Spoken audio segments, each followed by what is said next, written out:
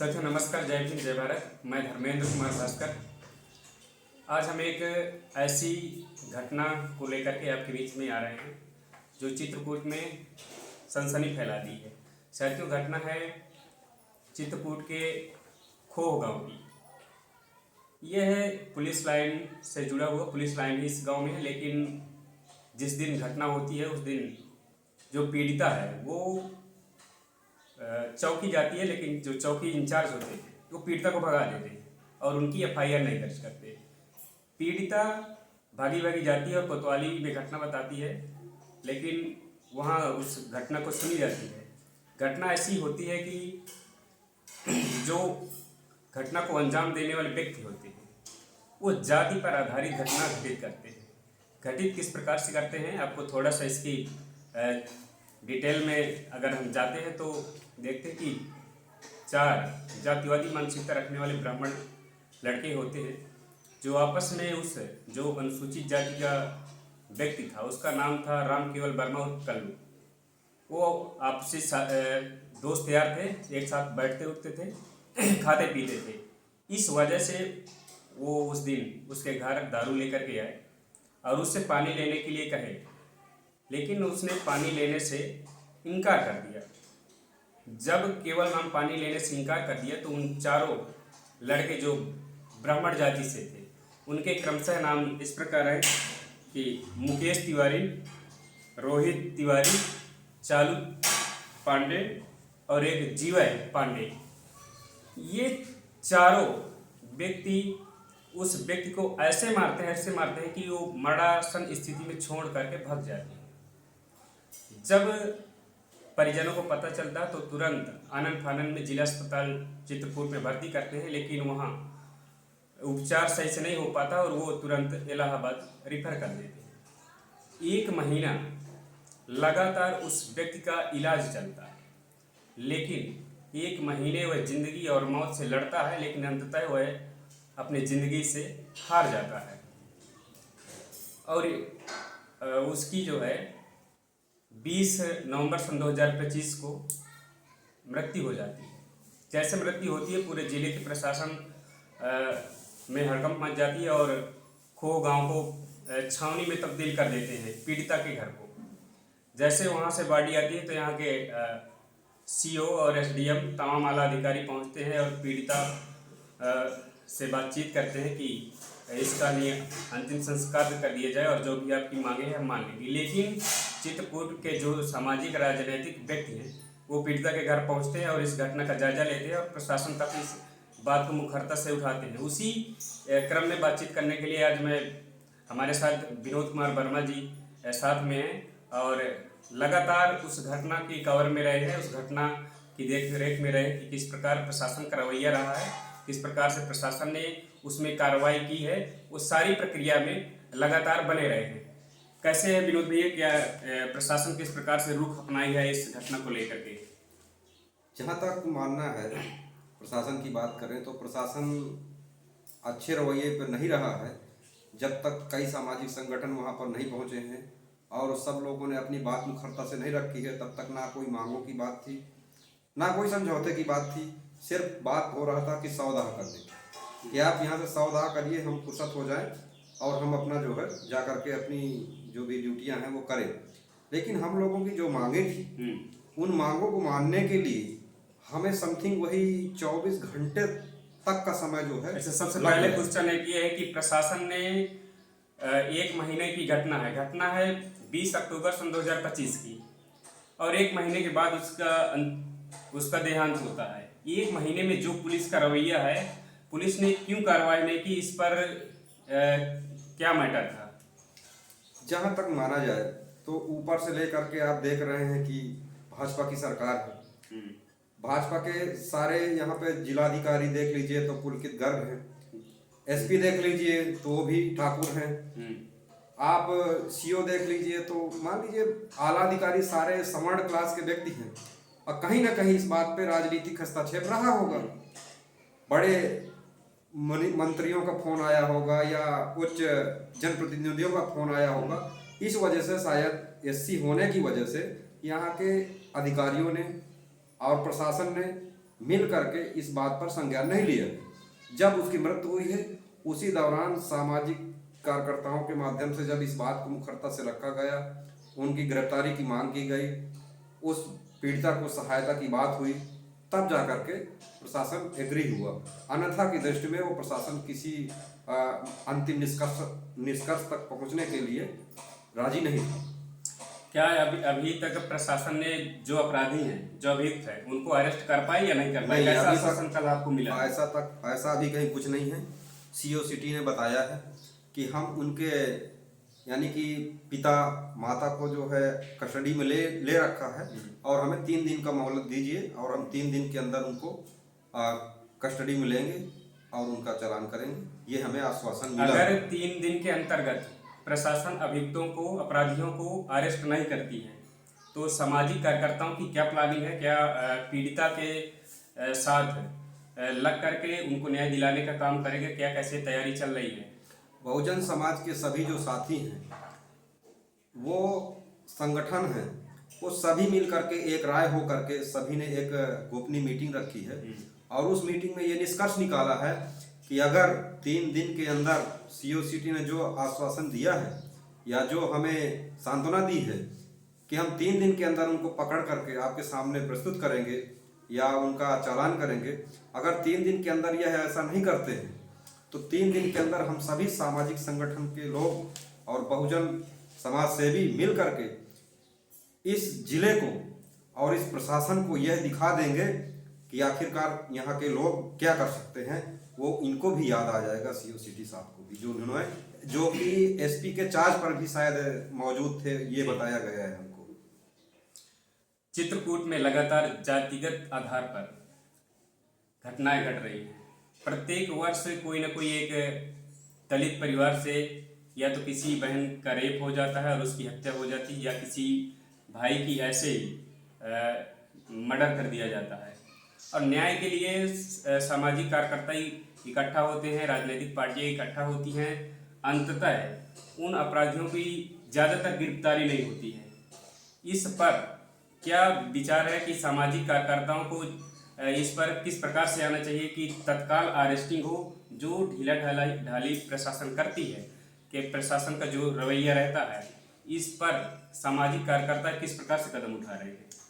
जहाँ तक देखा जाए तो अभी तक कुछ सामाजिक व्यक्ति थे तो वो सिर्फ अपने पार्टी या संगठन के प्रखर होने के लिए ही आंदोलन करते थे या उनके उत्थान के लिए ही काम करते थे। जैसा कि इस घटना से यह संज्ञान में आया है, यह जानकारी मिली है, सभी दलों के संगठन के कार्यकर्ताओं ने भी कहा है कि पार्टी, दल और संगठन से उठ करके हमें समाज के हित में कार्य करना है और इस हित को ध्यान में रखते हुए सभी सामाजिक संगठन के लोगों ने इस बार यह बात कहा है कि इस बार चाहे जो कुछ हो जाए, हम इस जिले के प्रशासन को यह दिखा देंगे कि यहाँ पर अभी भी बहुजन समाज सेवी हैं और आगे भी अपनी बात को मुखरता से रखते हुए नजर आएंगे। इस बात से और इस घटना से शासन प्रशासन भली भांति जान ले और सुन ले कि इस बार इस घटना को हल्के में ना ले।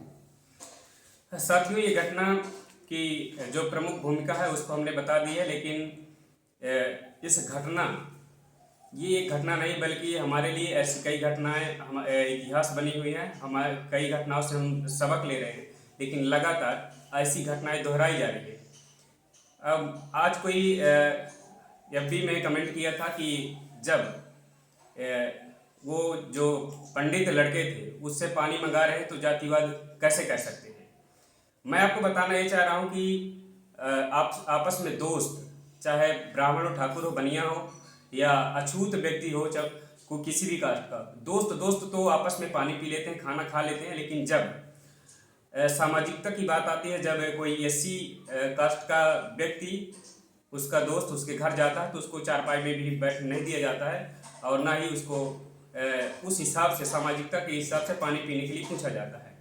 साथियों, लगातार जो भी घटनाएं हो रही, हम इस दावे से जातिवाद का मैटर बना देते हैं कि जो भी घटनाएं एससी कास्ट के साथ हो रही हैं वो वाकई में जाति से जुड़ी हुई घटनाएं हो रही हैं।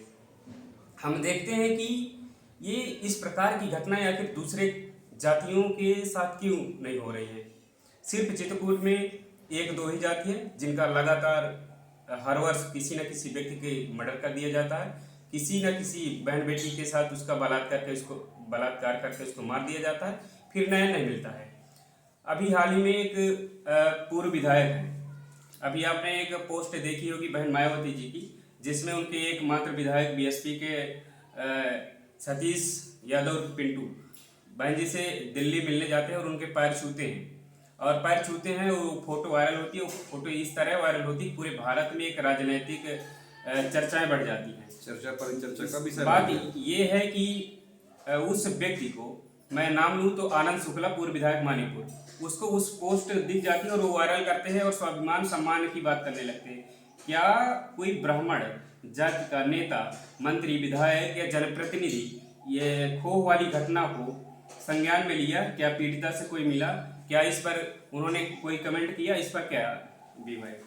देखिए, जहाँ तक कि भाजपा के सभी नेताओं की बात है या भाजपा सरकार की बात है, वह वोट तो लेना चाहता है दलितों का, दलितों की बात करता है, अम्बेडकर की बात करता है, बहुजन की बात करता है, लेकिन बहुजन के हित के लिए काम नहीं करता है।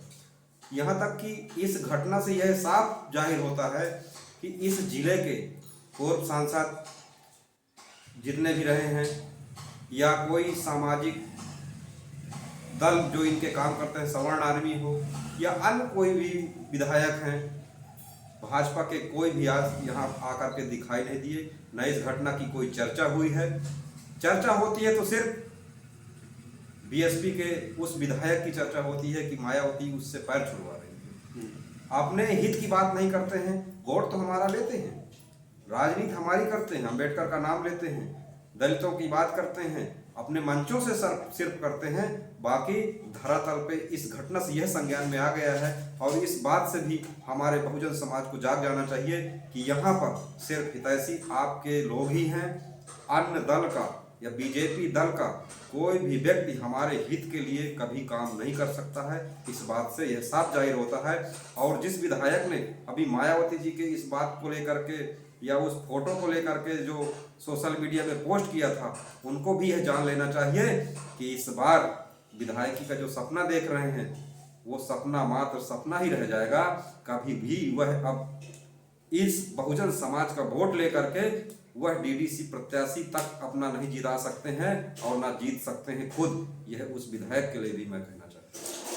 साथियों, उस विधायक को दिल्ली की पोस्ट तो दिख जाती है, लेकिन जो उसके मूलतः जनपद में घटना एक इतनी बड़ी होती है, लेकिन उन जातिवादी जनप्रतिनिधियों को ऐसी घटना नहीं दिखती है। इसलिए वो आखिर किस प्रकार के इंसान है जब कोई चित्रकूट जनपद में, उनके गृह जनपद में ऐसी घटना उन्हें नहीं दिखती। आखिर कैसे इंसान है जो इंसानियत के नाम पर भी संवेदनाएं उनके घर आकर के नहीं व्यक्त करते हैं, सिर्फ अपने सजातीय अपराधियों को बचाने में लगे हुए हैं। मेरा मानना है कि चित्रकूट के जितने भी अपर कास्ट के जनप्रतिनिधि हैं, अगर उनके अंदर थोड़ा भी संवेदनाएं हैं, इंसानियत है, तो उस घटना को के बारे में जानना चाहिए, पीड़िता से मिलना चाहिए और उनको न्याय दिलाने के लिए आगे आना चाहिए। हालांकि हमारी प्रमुख रूप से जो पीड़िता के पक्ष में न्यायिक मांगे थी, हमने प्रशासन को लिखित तौर पर दी है। मांगे जो थी उन पर विनोद भाई आप बता दें कि क्या हमने मांगे की है। अगर उन मांगों पर प्रशासन 3 दिन के अंतर्गत अपनी रवैया नहीं बदलती है और उन मांगों पर कोई कार्रवाई नहीं होती है, तो हम लोगों की फिर आगे प्लानिंग होगी और हम लोग चित्रकूट में बड़ा आंदोलन करने के लिए भी बाध्य होंगे। क्या क्या मांगे थी? पीड़ित की तरफ से जो मांगे रखी गई हैं, हम लोगों ने नहीं रखी है, उन मांगों को पीड़िता ने स्वयं रखा है जी। वो पीड़िता की मांगे हैं कि पहले नंबर पर उन अपराधियों को गिरफ्तार करके उनको सख्त से सख्त सजा दिलाई जाए और उनको गिरफ्तार करके तुरंत जेल भेजा जाए। दूसरी मांग थी कि आर्थिक सहायता के लिए, चूंकि उसके घर का मुखिया चला गया है, 3 बच्चे हैं और पालने पोसने के लिए कोई अन्य आय का स्रोत नहीं है, इस वजह से उसने मांग रखी है कि मुझे 25 लाख रुपए का मुआवजा दिया जाए। तीसरी मांग ये थी कि मेरे पास जो स्वास्थ्य सेवाओं के लिए आयुष्मान कार्ड की कोई व्यवस्था नहीं है, उसको हमने प्रशासन से उसके माध्यम से बात ये रखी है कि उसके आयुष्मान कार्ड जारी किए जाए। चौथी मांग थी यह कि वो बिना आवास के छोटे से घर में रहती है, उसमें दरवाजे भी नहीं लगे हैं, तो उस व्यक्ति को या उस महिला को आवास की व्यवस्था मुहैया कराई जाए। पांचवी मांग हमारी ये थी कि उस महिला को हमेशा के लिए या कुछ समय के लिए, जब तक यह दबंग पकड़े नहीं जा रहे हैं या उस जगह का परिसर का रवैया ठीक ठाक नहीं हो जाता है, तब तक उस परिवार को सुरक्षा मुहैया कराई जाए। ये हमारी मुख्य मांगे थी और इन्हीं मांगों के, हमारी मांगे नहीं बल्कि पीड़िता की मांगे थी। यह हम मांगे लिखित रूप से और मौखिक रूप से COCT SDM साहब को रख चुके हैं और उन्होंने कहा है, आश्वासन भी दिया है और अभी तक कोई प्रक्रिया पूर्ण नहीं हुई है, सिर्फ आश्वासन है और देखते हैं कि यह आश्वासन कितने दिनों में और कब तक पूरा करते हैं। अभी हम उनकी प्रतीक्षा कर रहे हैं। चलिए साथियों, अब आपसे विदा लेते हैं और इस घटना के बाद जो प्रशासन ने हमें आश्वासन दिया 3 दिन का, वो जल्द ही पूरा होने वाला है। अगर प्रशासन हमारी बातों को नहीं मानती है तो आप सब लोग ये पीड़िता को न्याय दिलाने के लिए तैयार रहें। जय भीम, जय भारत।